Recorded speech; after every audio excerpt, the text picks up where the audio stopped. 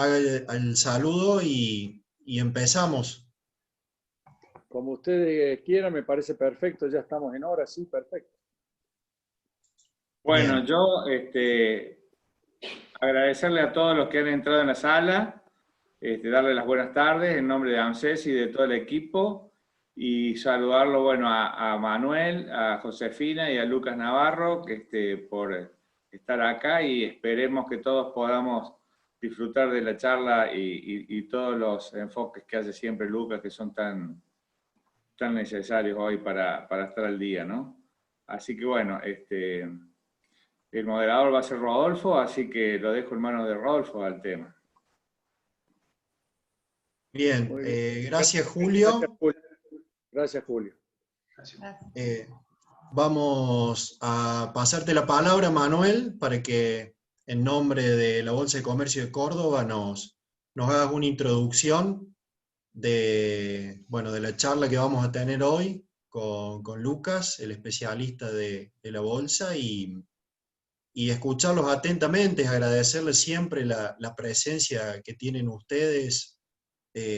Lamentablemente este año no hemos podido tener ese contacto fluido en Córdoba, pero han tenido una respuesta rapidísima a través de Zoom, con muchísimos encuentros bueno, que nos mantienen cerca, por suerte. Así que agradecerte nuevamente, Manuel, y te paso la palabra. Bueno, gracias, Rodolfo. Sí, como decíamos recién ahí con Aldo, hemos hecho varias reuniones virtuales, y el objetivo es ese, mantenernos informados, comunicados y alertas, porque en este momento hay muchos valores en juego en la República, que ahora vamos a comentarlos un poquito, que si bien son obvios, pero a veces hace falta refrescarlos o buscarles alguna óptica diferente. Pero bueno, por supuesto que venimos a escucharlo más a Lucas, que es nuestro PhD de la Universidad de George de Washington, así que él nos ilumina a nosotros como esa estrella que iluminó a los reyes magos cuando buscaban a Jesucristo, dónde estaba ese nuevo niño que había nacido. Bueno, nosotros seguimos esa estrella con Lucas y nos va guiando, así que muy bien. Cada reunión lo tenemos. Lo único que hemos decidido reducir un poco, porque antes las reuniones presenciales eran de 2 horas, porque bueno, ya que uno se trasladaba, el almuerzo, todo lo que eso significaba, obviamente que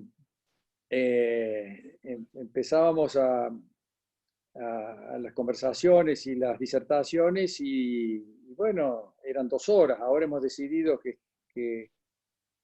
habla Lucas unos 10 minutos, antes eran 20.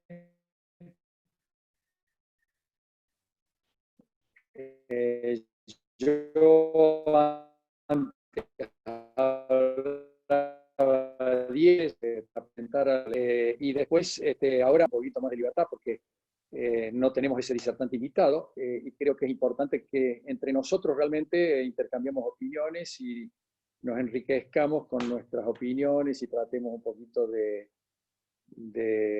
analizar la situación y la coyuntura. Bueno, la verdad es que estamos todos bastante preocupados porque no solamente la pandemia y la cuarentena que ha significado preservar la salud de los argentinos, creo que el gobierno entró con mucha eficacia en la cuarentena en el debido momento, frenando los contagios de manera acelerada, es decir, los frenó, y eso fue una buena cosa. Pero creo que después, y esto es una opinión un poquito de algunos especialistas en virología y de la medicina, que creemos que, y lo estamos viendo por el tema económico, creemos que no se preparó lo suficiente, así como entró muy bien, no se preparó lo suficientemente bien para salir de la cuarentena. Y para salir de la cuarentena, como han salido muchos países, hace falta los famosos testeos masivos importantes, tener, por supuesto, el aislamiento de aquellos focos que se detectan rápidamente, que se están haciendo. Acá Córdoba fue bastante eficaz, tuvimos algunos focos y sin embargo fueron aislados y en general funcionó. Pero bueno, estamos todos preocupados por el AMBA, que están creciendo los casos y que obviamente por las situaciones sociales y urbanísticas ese sector de la población está mucho más comprometida. Pero no hay otra porque no se puede resolver esa situación en este momento. Hay que esperar que la medicina actúe rápidamente, los controles, los aislamientos, y bueno, y tratar después que los casos que haya se recuperen en los hospitales. La verdad que es preocupante, pero eso ha generado una parálisis total de la economía. Total no, yo sé que ustedes han tenido actividad porque todo lo que es el sector agropecuario ha funcionado, pero en general ha habido una parálisis muy fuerte y pronunciada en muchos sectores industriales, comerciales, de servicios, profesionales, que realmente se han visto muy afectados. Y obviamente el gobierno, debido a ello, ha tenido que salir a ayudar, a generar una especie de soporte para que el aparato productivo se mantenga de pie y, por supuesto, se sostenga el empleo. Y ya que nosotros no tenemos una economía más libre, una economía donde pudiéramos tomar las medidas que realmente se necesitan en salvaguarda de nuestras empresas, que es, por supuesto, despedir a la gente que sobra, pero para eso tendríamos que tener un seguro de desempleo, porque no lo podríamos hacer sin ello, y eso no lo tenemos en nuestro país, y al no tenerlo, obviamente, no solamente eso, sino que hay una restricción de prohibición de despidos, con lo cual el gobierno ha tenido que asumir con los ATP el apoyo a las empresas para poder sostenerlas, porque si no hubiera sido muy difícil. Bueno, así que se han dado una cantidad de situaciones inesperadas y realmente desagradables porque no las teníamos en cuenta, nos ha generado una gran ansiedad a todos, no saber qué va a pasar el día de mañana, cómo van a evolucionar los negocios. Hoy todavía muchos comerciantes no saben realmente qué va a pasar en los próximos días, cuando empiecen a reabrir sus actividades, el consumo está muy bajo y por lo tanto hay que lograr sobrevivir con escasos recursos, hay que reducir los costos de la explotación de cada uno de nosotros y tenemos que adecuarnos a esta crisis que obviamente ha venido y se va a quedar un tiempo. No es una crisis de la cual vamos a salir rápidamente, a pesar de que no es como un tsunami, no es como un terremoto, que realmente hay destrucción del aparato, de toda la que es la infraestructura y del aparato productivo. En este caso, todo eso está intacto y es cuestión de que la economía empiece a liberalizarse, a empezar a descontracturarse y con eso empezaremos a ver el comienzo de la actividad y seguramente será lento porque los recursos han disminuido en el conjunto de la sociedad por menores ingresos, por menor nivel de actividad y todo. Así que, bueno, nosotros creo que vamos a tener que sobrellevar un momento difícil el sector privado, ya lo estamos haciendo, hemos hecho acuerdo con los sindicatos, los que realmente han pasado una situación de parálisis, pero también vemos que el sector público no lo ha hecho, el sector público ha sido bastante reticente a lograr que sus cuadros del personal hayan reducido un poquito o algo sus remuneraciones en relación con lo que ha hecho el sector privado. Es como que ha habido una situación medianamente de privilegio que nos parece injusta. Nos parece que el sector público debió realmente adecuarse a estas circunstancias y acomodarse y poder no despilfarrar ciertos recursos que en este momento no les sobran, por el contrario, escasean.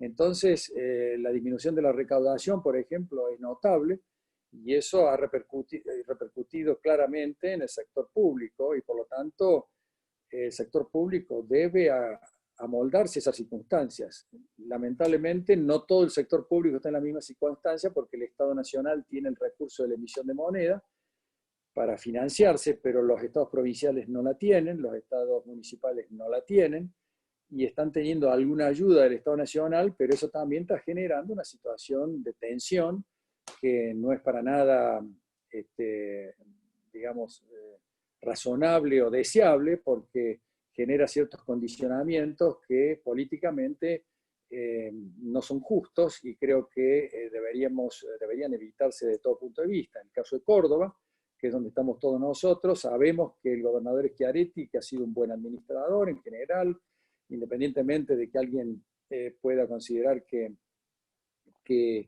ha habido una situación de endeudamiento importante, pero ha sido un endeudamiento aparentemente para las obras de infraestructura tan importantes que se hicieron, pero las cuentas de la provincia de Córdoba estaban medianamente saneadas hasta que apareció esta pandemia, y obviamente ahora el gobernador está en una situación que está buscando un equilibrio para sostener la estructura del sector público que conduce. Y eso le puede generar o le está generando una dependencia del sector público nacional, y por lo tanto eso es una dependencia que a nosotros nos preocupa, porque a veces se le quita cierta libertad al funcionamiento de los estados provinciales, y en este caso el cordobés.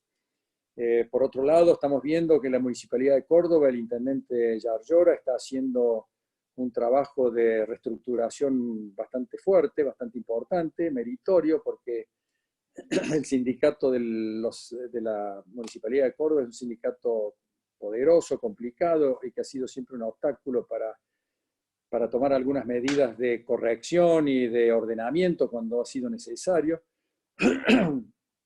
Y sin embargo, bueno, se han tomado algunas medidas, hay un enfrentamiento en este momento, pero lo que sí tenemos que saber los cordobeses y los argentinos es que esta pandemia lo único que ha hecho es resaltar y sacar a la luz aquellos problemas que nosotros venimos arrastrando desde hace años, que es un Estado excesivamente grande, de un tamaño exagerado, que se fue conformando a través del tiempo,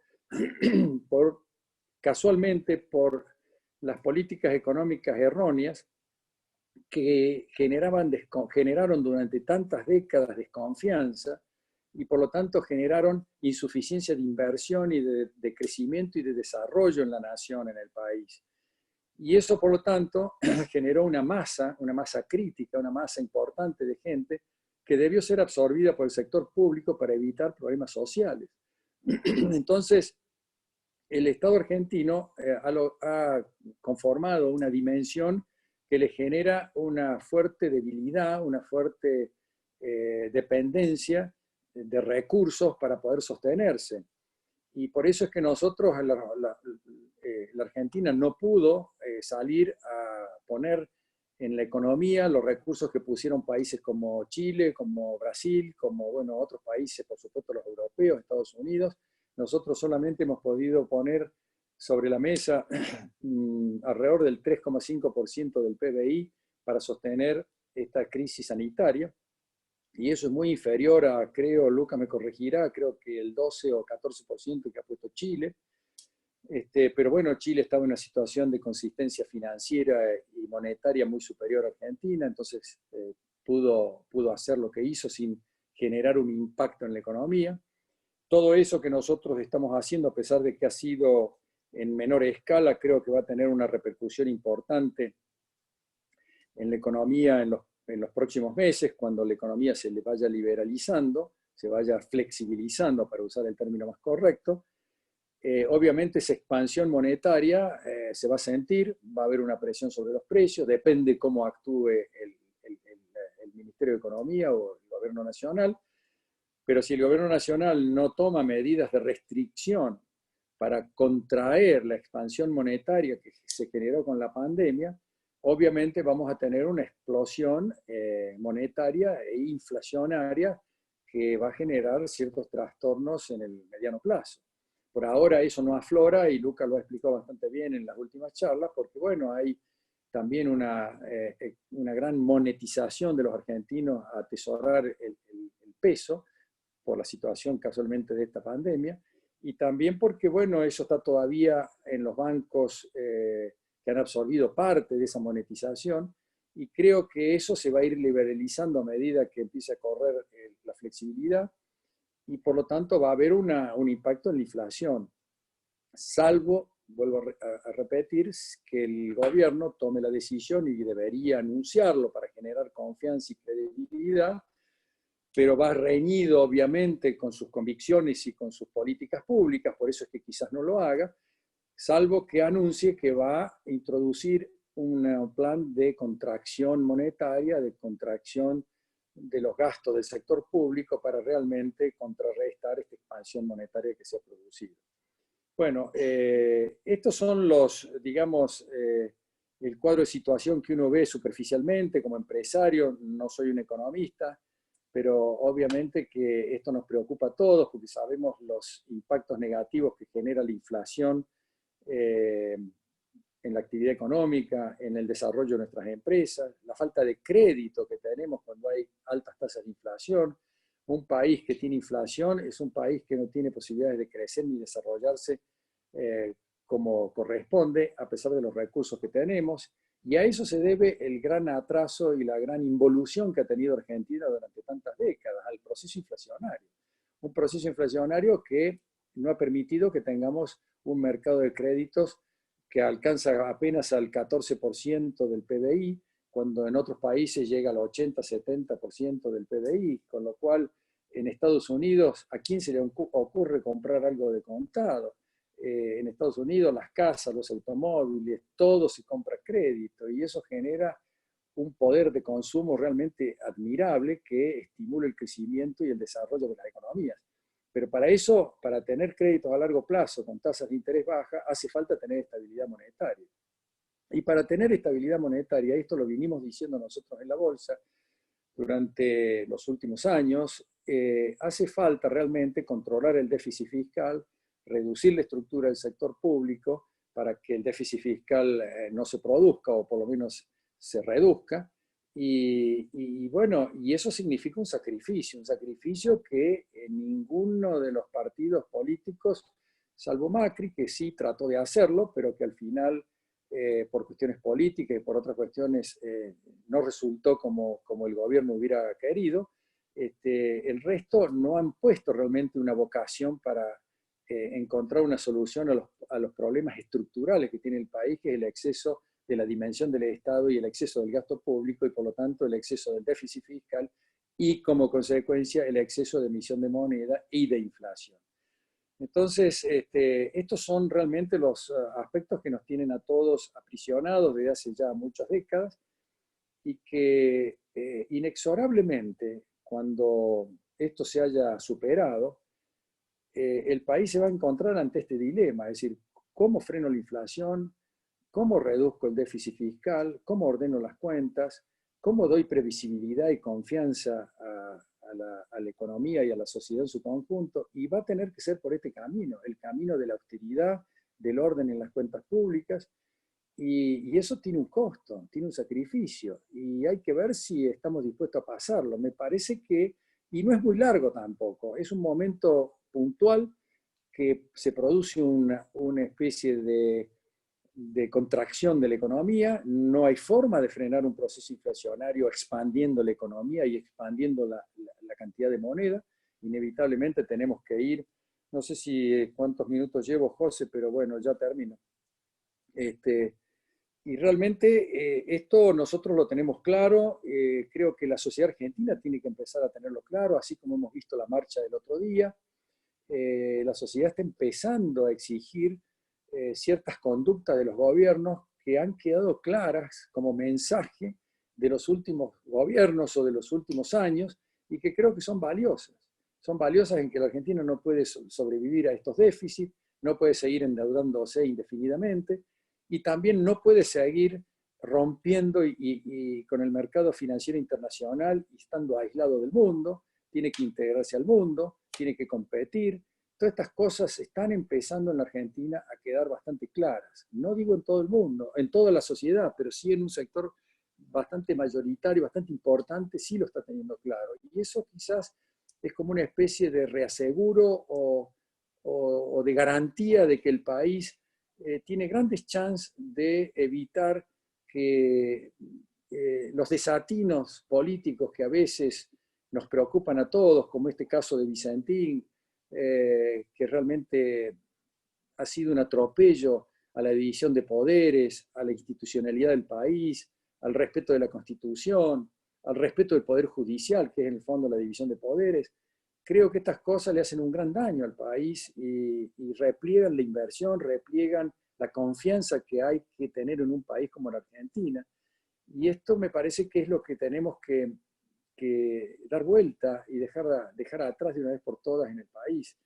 Pero bueno, mientras no haya convicción y no haya coraje y no haya determinación para hacerlo, obviamente vamos a seguir deambulando en esta mediocridad de crecimiento y recesión y vamos a volver siempre a situaciones que nos impiden crecer y desarrollarnos como realmente nos gustaría a todos y merecemos crecer y desarrollarnos. Bueno, yo creo que esta reacción que ha habido en la sociedad me parece que ha sido saludable. Nos preocupa lo que ha pasado con la TAM, es un coletazo también de las políticas que ha introducido el gobierno en los últimos meses, que la TAM ha decidido irse de los países que quizás no son tan amigables para el capital privado y para la propiedad privada. Y eso es una verdadera lástima, y lo decimos nosotros los cordobeses, que la TAM logró a nosotros interconectarnos con toda la región y con el mundo. Nosotros antes teníamos que pasar por Buenos Aires inexorablemente, no sé si se acuerdan, teníamos que ir a Aeroparque, tomarnos un taxi o tomarnos un bus para ir a Ezeiza y de ahí salir del país. Ahora con Córdoba teníamos ese hub de la aviación que nos permitía ir a Santiago de Chile, de Santiago de Chile empalmar para cualquier parte del mundo, ir a San Pablo, empalmar para cualquier parte del mundo, Río de Janeiro, etc. Bueno, yo creo que eso es una involución también como la actitud que están teniendo las low cost, que con un monopolio de nuevo de aerolíneas argentinas, obviamente el panorama de las low cost puede ser muy preocupante, y no nos olvidemos que las low cost permitieron no solamente integrarnos con el país, sino permitir que muchos sectores de menores ingresos pudieran viajar por avión y estar rápidamente en los lugares que necesitaban estar. Bueno, todas estas cosas nos preocupan a todos. Tenemos que pensar que hay mecanismos en la Argentina que nos pueden ayudar a evitar que esto se expanda, que esto digamos, irradie de manera irracional en todo el país, y esos mecanismos somos nosotros, somos los empresarios, que el otro día logramos conformar un comunicado en contra de esta actitud de la expropiación de Vicentín, que independientemente del problema que tenga la empresa, si hizo bien las cosas, si se endeudó más, la convocatoria de acreedores y la ley de quiebra es la que tiene que resolver estas cosas y ver si la empresa tiene posibilidad de salir. Además, ahí se establecen los mecanismos, inclusive hasta para vender la empresa parcial o totalmente.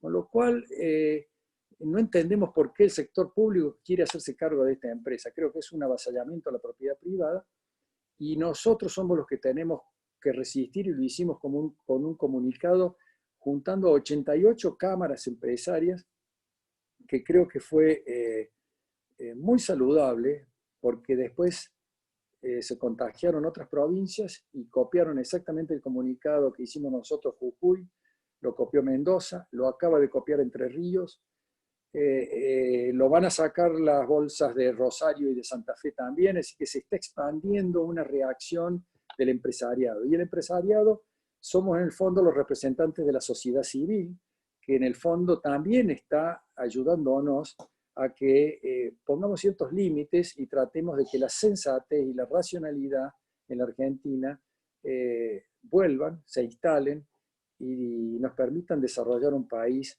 como nos merecemos todos, resolviendo los problemas de la pobreza y de los problemas de la marginalidad, que son problemas que los venimos arrastrándose mucho, y los venimos arrastrándose mucho por los errores conceptuales de la política y de los gobiernos que no se animan a cambiar el rumbo de la política en el país.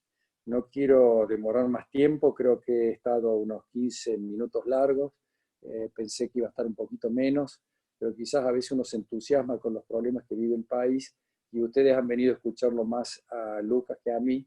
Así que, Lucas, antes les voy a agradecer a todos que estén acá presentes, les agradezco esta invitación, nos interesa mucho estar conectados con ustedes, con una localidad tan importante como Río Tercero, que nosotros hemos descubierto, no solamente en Río Tercero, pero Río Tercero fue un puntapié inicial para darnos cuenta de la riqueza que hay en el interior provincial, la creatividad que hay en el empresariado del interior, la cantidad de empresas eficientes e innovadoras que hay en el interior, es realmente asombroso. Y por lo tanto, una bolsa de comercio de Córdoba como la nuestra no puede estar ajeno a eso y tiene que estar conectado con ustedes, tiene que estar integrado con ustedes y ustedes con nosotros, porque creo que esa unión va a ser muy poderosa y es la que necesitamos con visión de futuro. Así que muchas gracias por esta invitación y seguiremos conectándonos. Bueno, Lucas, no sé, Josefina, si manejas un poco ahora vos esto, pero... Hola. ¿Estoy? Sí, no sé si me escuchan. Sí. Agradecerte, Manuel, por las palabras. Antes de presentarlo a Lucas, está abierto el chat para las preguntas que quieran hacerle después de la disertación. Bueno, ya lo presentó Manuel, el doctor Lucas Navarro es el director del Instituto de Investigaciones Económicas de la Bolsa de Comercio de Córdoba. Y bueno, nos va a dar un pantallazo, digamos, de lo que es la macroeconomía hoy y nos va a dar, digamos, para el próximo semestre, digamos, que es lo que está viendo él en cuanto a la realidad económica. Así que, Lucas, agradecido nuevamente de escucharte y te paso la palabra. Bueno, muchas gracias, Rodolfo, Julio, y gracias, Manuel, también por la introducción. Van a ver que buena parte de lo que voy a comentarles ya lo mencionó Manuel, simplemente aportaré algunos datos, pero las ideas desde distintos puntos de vista, quizás Manuel desde lo empresarial, pero las nuestras desde lo más técnico coinciden y eso un poco va a ser el punto de mi presentación. Hasta incluso van a ver que la secuencia en la cual voy a hablar de ciertos temas coincide con la que siguió Manuel. Así que espero ser lo más breve que pueda. Lo que ven en esos dos mapas, miren el mapa de la derecha, ahí ven las provincias argentinas en distintos tonos de verde, y ahí ven Buenos Aires y Cava en tonos naranja y rojo. Lo que muestran esos mapas es cómo estaba la actividad laboral, ¿sí? en la primera quincena de junio en relación a lo que ocurría antes de la pandemia. Y ven que en Cava, por ejemplo, se los voy a marcar, que tenemos que la actividad todavía está 55% por debajo de lo que estaba antes de la pandemia. En Buenos Aires, provincia, acá está obviamente el Gran Buenos Aires, hay un 34% de contracción de actividad, pero en el resto del país ven que tienen colores verdes, y por ejemplo en Córdoba la actividad está solo 21% por debajo de lo que estaba antes de iniciado todo este problema sanitario en el que estamos. En el mapa de la izquierda ustedes ven cuál era la situación en la última quincena de mayo, y si comparan los números de la derecha con los de la izquierda, ven que incluso ese avance, esa recuperación en los niveles de actividad laboral se ha venido dando, ha continuado en la primera quincena de junio.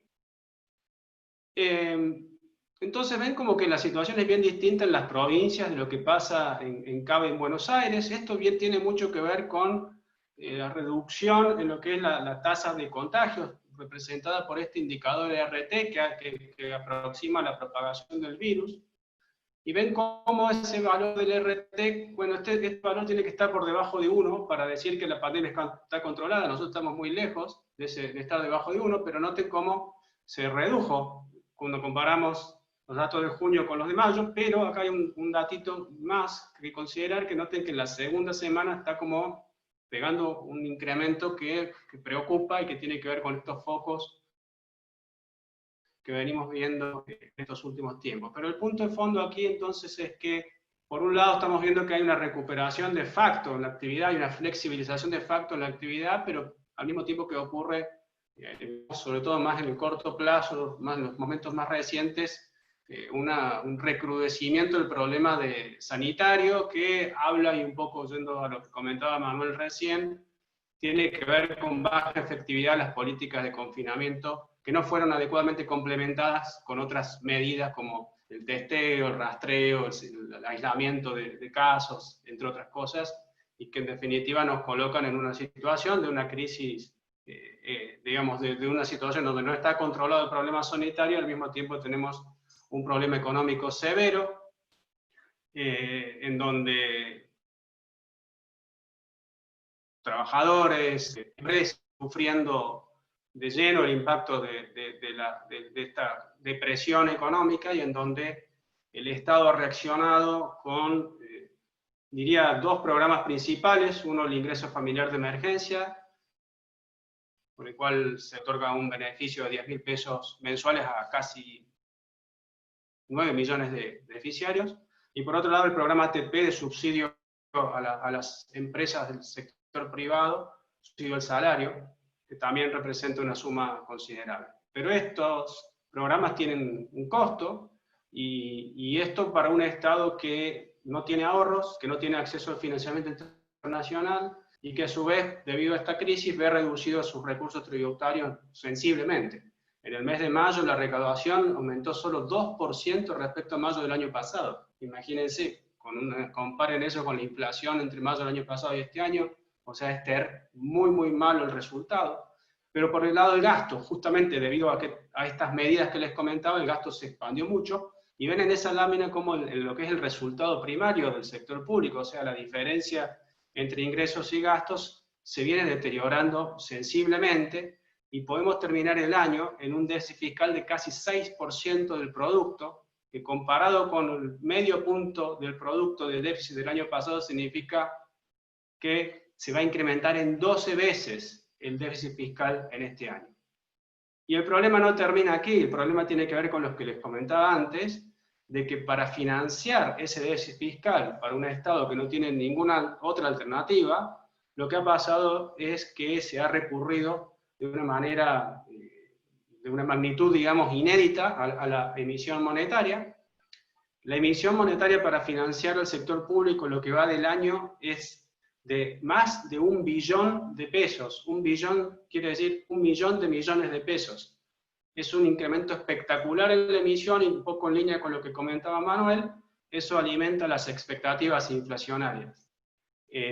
Por ahora, y ustedes dirán, esto no tiene que ver con lo que estamos viendo, efectivamente, si ven los datos de inflación de abril, de mayo, ven que hay una suerte de desaceleración de la inflación, pero que tiene que ver con esta depresión económica, con esta menor demanda que se observa, y con algunos otros factores más técnicos que determinan que la inflación, de hecho, se haya desacelerado en estos meses. Pero lo que es en términos de expectativas, que es lo que muestran en este gráfico, ven que hay una expectativa de que la inflación se incremente con fuerza. De hecho, se desaceleraron las expectativas de inflación en el corto plazo respecto a lo que se esperaba en marzo, pero noten que respecto a lo que se esperaba en marzo, ahora se espera inflación mucho más alta en los próximos meses. Por encima, noten ahí el caso de septiembre, 3,7%, octubre 4%, noviembre 3,9%. Y eso tiene que ver con lo que les comentaba recién, con esa tremenda emisión monetaria para financiar al gobierno, y con básicamente el deterioro de las expectativas hacia el futuro, la incertidumbre respecto a qué va a pasar, cuál va a ser el manejo macroeconómico a futuro. La principal caja de resonancia de todo esto que les estoy comentando es el mercado cambiario, y aquí tenemos que agregar otros problemas, que si ustedes ven lo que pasa con el dólar oficial, que está sujeto a múltiples intervenciones, que está básicamente muy, muy controlado, vemos que cuando comparamos entonces la evolución del dólar con la inflación en nuestro país y con lo que es la evolución del dólar en otros países, sobre todo los países con los que comerciamos, vemos que hay un deterioro del tipo de cambio entonces en términos reales, una pérdida de competitividad que por el caso de Brasil, como ustedes pueden ver, es de prácticamente más del 20% en relación a fin del año pasado. Entonces esto también es preocupante porque desincentiva las exportaciones, hay una percepción de que el tipo de cambio en términos reales está bajo, entonces incentiva las importaciones. Esto en un contexto, como les decía, de múltiples intervenciones en el mercado cambiario, evitando de que ocurra lo que ven ahí en el gráfico de la derecha, de que las brechas cambiarias, la diferencia entre los dólares, los mercados paralelos y los dólares, el dólar oficial se expanda más de lo que está, pero igual, aún con esas múltiples intervenciones, no que la brecha entre el dólar blue y el dólar mayorista es casi el 100%. Y ahí ven otro gráfico, que es esa línea verde, que es el dólar que reciben los exportadores de soja, al cual le tienen que descontar todo lo que son las retenciones a sus exportaciones, y entonces están en una situación de una pérdida de competitividad importante.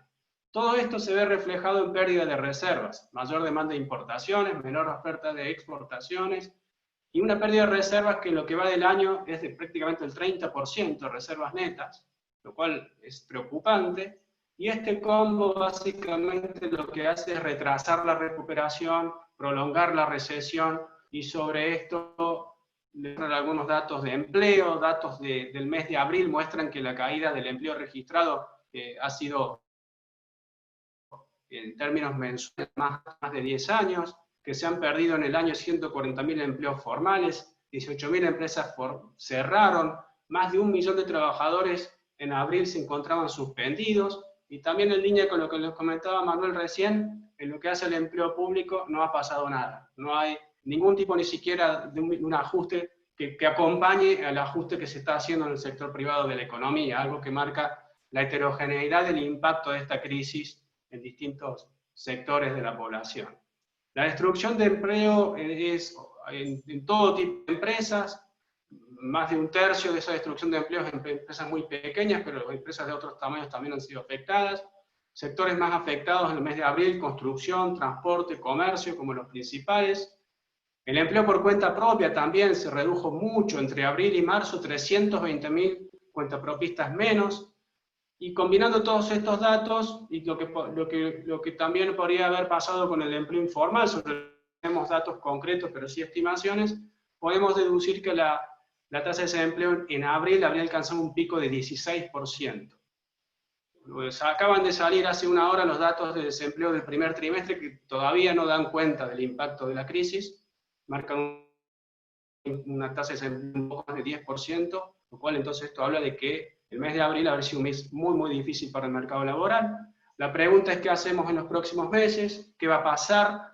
En principio, y un poco en línea con los datos y los mapas que les mostraba recién, estaríamos viendo una recuperación del empleo, entonces los datos que vamos a ver a futuro quizás sean un poquito mejores, pero en lo que es el empleo privado formal, y dada la interferencia de la crisis con regulaciones que no están acompañando al sector privado, sobre todo esto de doble indemnización, prohibición de despido, la cláusula de que para acceder al ATP tus ventas tienen que haber crecido menos del 5% respecto al año pasado, son todos factores que en definitiva pueden llegar a conducir a más destrucción de empleo en el contexto en el que estamos, en lugar de contener el empleo, y podemos llegar a tener más casos como el del LATAM que vimos la semana pasada. Así que podría continuar la destrucción de empleo privado formal, pero al mismo tiempo veríamos esta paradoja de que al mismo tiempo tenemos más empleo informal y más empleo por cuenta propia recuperándose en los próximos meses. Esto es un escenario totalmente macro. Este análisis que acabo de comentarles lo hacía hasta hace 2 semanas atrás, y en este contexto decía, bueno, para el segundo semestre, como decía Rodolfo, ¿qué podemos esperar? ¿Qué sería bueno para el segundo semestre? En primer lugar, cerrar el acuerdo por la deuda. Cerrar el acuerdo por la deuda va a mejorar las perspectivas de financiamiento del Estado, al menos en el mercado nacional, en pesos.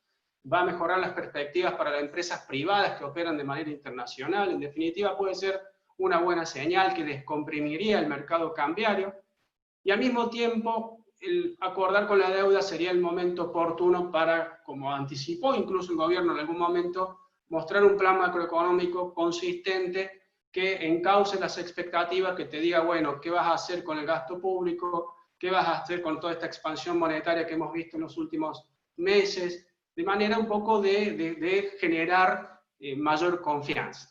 Lamentablemente ninguna de las dos cosas que les menciono ocurrieron. El acuerdo de la deuda no se ha cerrado y se postergó su cierre a fines de julio ahora. y mucho menos tenemos señales que evidencien un plan macroeconómico que apunte a corregir los desequilibrios estructurales de la Argentina, sino más bien ocurre todo lo contrario. Y aquí la noticia que nos sorprendió fue la del anuncio de intervención, expropiación de Vicentín, bajo los argumentos de soberanía alimentaria, de que esta sería una empresa testigo. No voy a perder mucho tiempo en esto, simplemente decirles que son argumentos falaces, que no tienen mayores argumentaciones ni desde el punto de vista económico ni jurídico. Se habla de que esta estatización podría permitir un mejor funcionamiento del mercado cambiario y favorecer la liquidación de divisas, pero tampoco eso va al origen del problema de por qué el campo liquida pocas divisas. Eso tiene que ver con que está en una situación de desventaja en términos de su tipo de cambio real, como les comentaba recién, situación que se acrecienta por problemas impositivos, o sea, le recaen las retenciones sobre las exportaciones del sector, y los problemas cambiarios asociados a los cepos cambiarios que vimos 2011-2015 y desde septiembre de 2019, que son los que en definitiva agravan la situación del sector y que hacen que en este gráfico, como ustedes pueden ver, ocurra que en momentos de cepo cambiario, cuando el dólar de la soja baja, la liquidación del sector baja, y cuando el dólar de la soja sube, la liquidación del sector sube. En definitiva, ¿resuelve el problema de la oferta de divisa, la estatización? No. La solución pasa por otra cosa, pasa por tener políticas macroeconómicas consistentes, que corrijan ese sesgo antiexportador. De esa manera sí podríamos liberar el mercado, reducir la carga impositiva sobre el sector, y de esa manera auténticamente el sector podrá funcionar mejor, el mercado cambiario podrá funcionar mejor, se podrán generar más divisas, pero lamentablemente esa no es la situación, las señales van en sentido contrario básicamente. Así que bueno, con eso los dejo, y muchas gracias nuevamente, Rodolfo, por el espacio.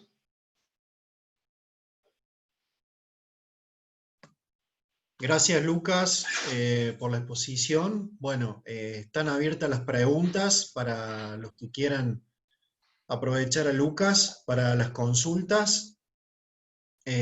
Lucas, bueno, ya hay alguna pregunta, si querés te lo leo, tenés acceso ahí. Sí, la puedo ver. Bien. Luciano dice, ¿cómo puede afrontar el Banco Central la pospandemia el exceso de pesos en la economía? Bueno, está muy oportuna la pregunta. No quise extenderme mucho en mi exposición, pero es algo que venimos analizando. Si ustedes observan un poco qué ha pasado con la emisión monetaria en el primer semestre del año, bueno, estamos a punto de cerrarlo, lo que ven es que ocurre eso que les comentaba, emisión para financiar el Tesoro por 1 billón de pesos, pero al mismo tiempo se ha, entre comillas, es un término técnico, esterilizado este incremento de la cantidad de la base monetaria con deuda que se está tomando de los bancos. Y al mismo tiempo, algo que comentó Manuel también, hay unos 140.000 millones de pesos de incremento de lo que son la plata que tienen los bancos en sus cuentas corrientes en el Banco Central.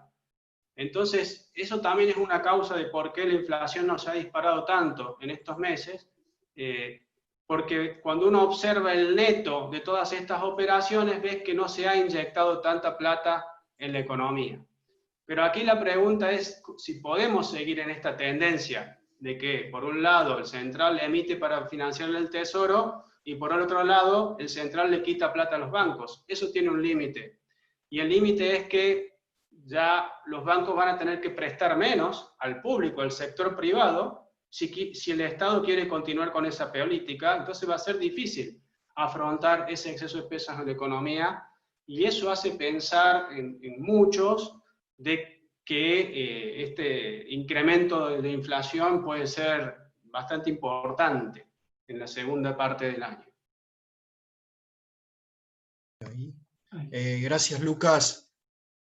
Ahí vi que está conectado John Walker, y por ahí sería oportuno preguntarle a John si nos puede aclarar, porque salió ahora fresquita la noticia de que podríamos llegar a pasar de país emergente a país de frontera, y por ahí nos puede aclarar John, que es un especialista en la materia, esta noticia, digamos.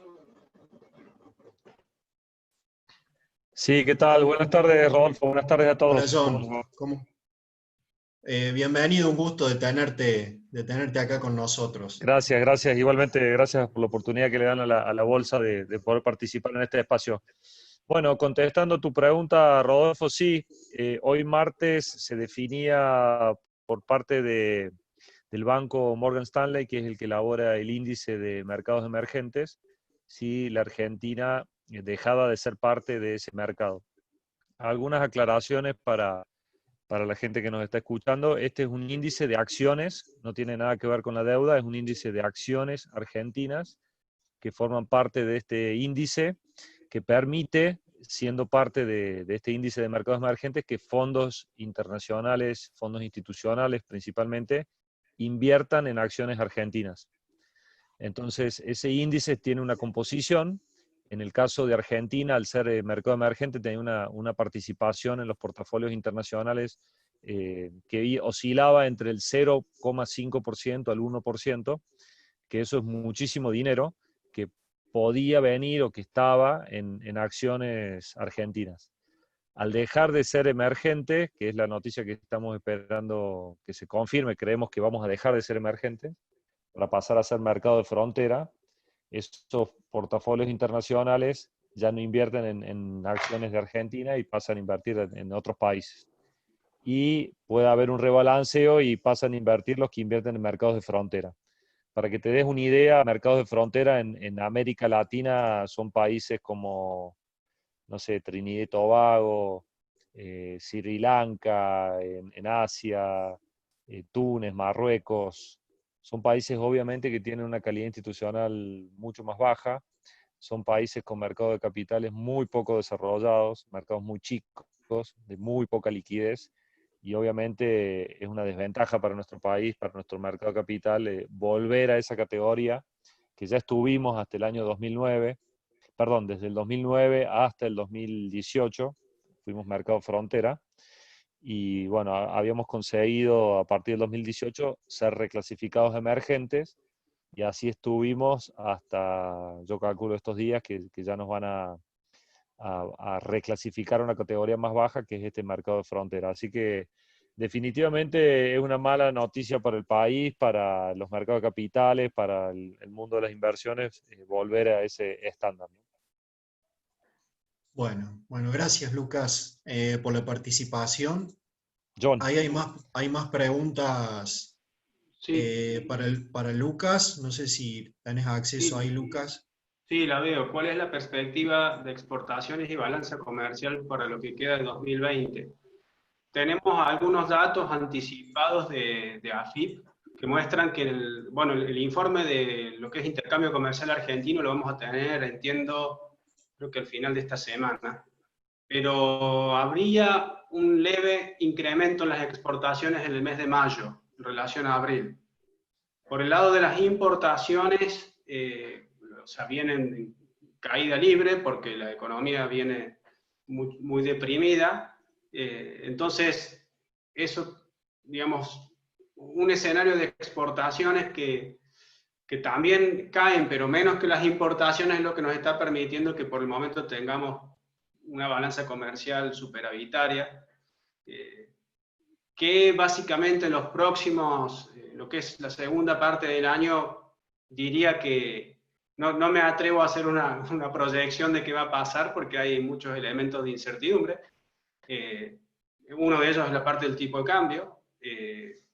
Otro tiene que ver con que todo lo que es el primer semestre suele ser fuerte en lo que son las exportaciones del sector del agro, básicamente. Entonces, ya en el segundo semestre ese efecto no lo vamos a tener. Así que también creo que va a depender mucho de cuando cerremos el tema de la deuda, ¿no? Así que yo resumiendo esperaría que no vamos a seguir con balanza comercial superavitaria en el año, sobre todo por menores importaciones, pero tengo una interrogante sobre qué puede pasar con las exportaciones. Bien. Después hay otra pregunta que dice, ¿puede descomprimir la necesidad de financiamiento del déficit mediante emisión un acuerdo por la deuda? Posiblemente pueda mejorar las perspectivas de financiamiento del Estado, del gobierno, en el mercado de deuda doméstico. Pero aquí también hay otro gran problema. O sea, si uno ve, salió un documento del Ministerio de Economía en el día de ayer, que muestra que las acreencias o los vencimientos de deuda en pesos del segundo semestre llega a más de 8.000 millones de dólares. O sea, es deuda en pesos, pero si la transformas en dólares son más de 8.000 millones de dólares de vencimiento. Entonces, esos son, digamos, obligaciones que tiene el Tesoro en el segundo semestre, además de las que van a emanar a surgir por esta situación de estar en la pandemia. Así que seguramente podría ayudar, pero no necesariamente corregir el problema. Bien, y hay una última pregunta, Lucas, ahí de Graciela. Dice, ¿qué regulaciones necesitamos como apertura para empezar a funcionar los comercios y los servicios?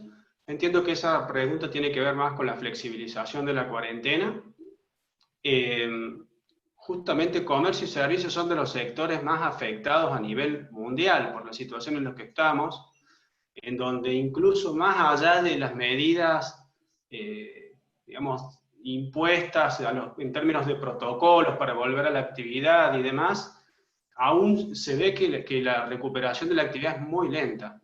Yo no les mostré ahora para no llenarlos de información, pero incluso en un país como Uruguay, que tiene prácticamente controlada la pandemia, los niveles de actividad en comercio y servicio están muy por debajo de los niveles pre-pandemia, cercanos al 40% por lo menos por debajo de lo que estaban antes de la pandemia, lo cual habla de que acá se combinan no solamente el factor regulatorio, de si te permiten volver a la actividad, sino también el factor de qué hace la demanda, qué hace la gente, en definitiva, como medida, digamos, de prevención y de distanciamiento ante el problema sanitario. Así que entiendo que, las regulaciones que se necesitan debieran apuntar a tener los protocolos que en primer lugar, que preparen a todo el sector privado en esos sectores, en esos rubros, a volver a la actividad y que también brinden confianza al lado de la demanda, a los clientes para poder acercarse a esos puntos, digamos. Bueno, no hay más preguntas para Lucas. Lucas, agradecerte la predisposición, la claridad de conceptos. Bueno, es muy importante para nosotros tener estas reuniones, estas capacitaciones para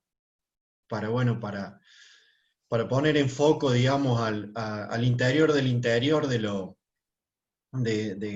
datos y cuestiones que siempre interesan.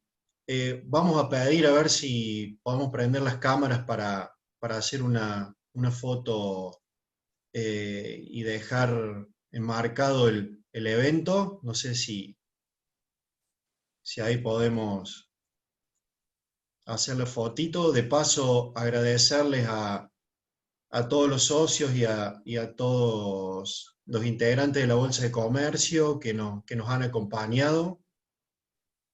Y mientras, bueno, se prenden las cámaras, le paso la palabra a Julio para hacer la despedida. Bueno, yo antes de agradecer todo esto, digo que estamos viviendo un momento que no es el óptimo, como todos sabemos, que tenemos mucha angustia, tanto personal, familiar, como también comercial en cada uno de los rubros. Creo que por todas estas reuniones que hemos venido teniendo en distintos ámbitos, muchos están pensando en volver a lo que era antes y creo que el problema es que no vamos a volver a lo que era antes. Todo esto implica cambiar algunos modos de trabajo, algunos modos de comercialización. Entonces creo que es una responsabilidad muy grande la que tenemos las entidades de reinventar, como se dice ahora, la palabra que está de moda es el reinventar, pero creo que a las entidades les compete mucho también estas nuevas reglas de juego que nos va a imponer el mercado mundial, más allá de la coyuntura que tiene Argentina en sí misma, ¿no? Así que nosotros desde AMSESI siempre estamos pensando nuevas ideas, a ver cómo podemos ayudar a todos nuestros asociados para que la cosa salga adelante, porque siempre estamos hablando de toda la acción que nos va haciendo el gobierno, pero bueno, también creo que nos toca a cada uno de nosotros, ya un poco lo hemos vivido con los ejemplos que se han leído de nuestro general Belgrano hace un par de días, de que el tipo ponía todo por el país, ¿no? Entonces, bueno, en algún momento lo escuché a Manuel hablar de ser patriotas, antes del año pasado, en alguna charla que tuvimos, que como se dice en la jerga común, poner el pecho a las balas, y creo que las entidades hoy tenemos que tener la suficiente responsabilidad de saber de todo esto. Bueno, aprovecho también para saludarlos a todos los que han participado, agradecerles que hayan participado, agradecerle a Lucas, agradecerle a Josefina y agradecerle a Manuel las palabras, y bueno, esperemos que estas charlas continúen. Me gusta, y siempre digo que estas charlas, más allá de hacer de venir a quejarnos, tenemos que sacar algo siempre en limpio de todo esto, así que bueno, creo que cada uno se lleva hoy una idea un poco más redondeada de lo que son las cosas, ¿no? Así que bueno, hasta pronto. Bueno, gracias Julio, te agradezco, Rodolfo también, y a todos los presentes, porque es un honor para nosotros haber participado, que ustedes estén integrados a la Bolsa. Fíjate que no solamente estoy yo, Lucas, Josefina, sino que está Aldo Micheli, Díaz Lucero, bueno, dos vicepresidentes que tenemos en la Bolsa, Lucas Navarro y John Walker, están presentes hoy en esta video. Así que eso muestra la importancia y la simpatía que tenemos por AMSESI de Río Tercero, y nos interesa, por supuesto, estar involucrados con ustedes, y estamos conscientes de que esta es una batalla, la batalla de las ideas, que nosotros las venimos defendiendo desde hace tiempo, y que creo que lo que estamos tratando es no inculcar a ustedes, porque ustedes tienen sus propias ideas, pero por lo menos unificar criterios con ustedes, y que las ideas en Argentina comiencen a cada día estar más claras, más consistentes, para que el país empiece realmente a encontrar una salida clara. Y por supuesto tenemos que pedir también que haya moral, tenemos que no aceptar la impunidad que se está gestando con algunos manejos del Poder Ejecutivo sobre el Poder Judicial. Todas esas cosas le quitan al país el respeto y la moralidad que necesitamos. Y bueno, todo va sumando, y si nosotros somos una voz firme, consistente y unida, tendremos muchas posibilidades de que el país reencuentre su destino lo antes posible. Así que muchas gracias a todos. Muchas gracias. Gracias, Rodolfo. Gracias, Julio, de nuevo. Y gracias, José. Gracias, Lucas. Gracias, José y Lucas. Muy bueno, Lucas. Bueno, nos luego. estaremos viendo, y espero que sea presencial la próxima vez. Esperemos que sí. Y si no, la haremos también por Zoom las veces que quieran. Así que es un gusto estar con ustedes. Un abrazo. Bueno. Muy agradecidos. Gracias. Hasta pronto. Gracias, Rodolfo. Gracias, Julio. Hasta luego. Chao, hasta